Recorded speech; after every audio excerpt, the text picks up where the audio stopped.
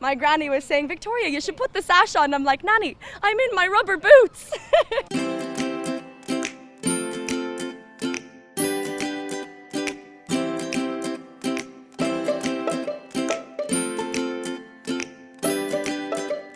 I suppose it's something growing up, we would have always watched it at home in our house. It was always like a ritual every year that we'd sit down and watch it, but it was one of those things that was kind of, you know, on TV and media, it's something that you feel like it's a dreamland, it's unattainable, it's not real life. But then the older I got, I kind of realised, I was like, do you know what, I could actually go for that, and I saw different advertisements here and there, and I always kind of thought about it. I just really feel like it was like my time to do it.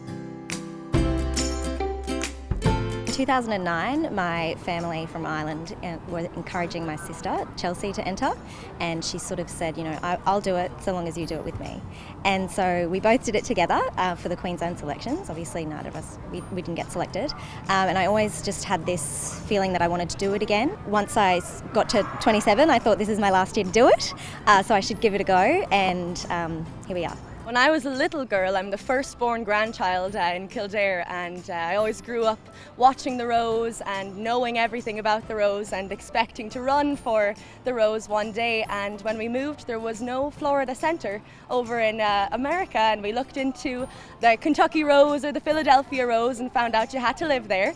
But 3 years ago, we had a Florida Centre open up, and thus the opportunity came to light again, and the dream was alive. Since I've been home for 3 weeks, and my main sponsor are my auntie and uncle, Kildare Farm Foods. It's Kildare's first zoo, so I've been out there taking care of zebras and camels and moving cows from field to field. We hit the ground running. The day you land, you go to work in Ireland. So my granny was saying, Victoria, you should put the sash on. I'm like, Nanny, I'm in my rubber boots. First and foremost, the festival is about celebrating women, but in the time that we live in today, women's roles, everything is changing so fast and so quickly, and I think the festival has to move with that in order for it to survive.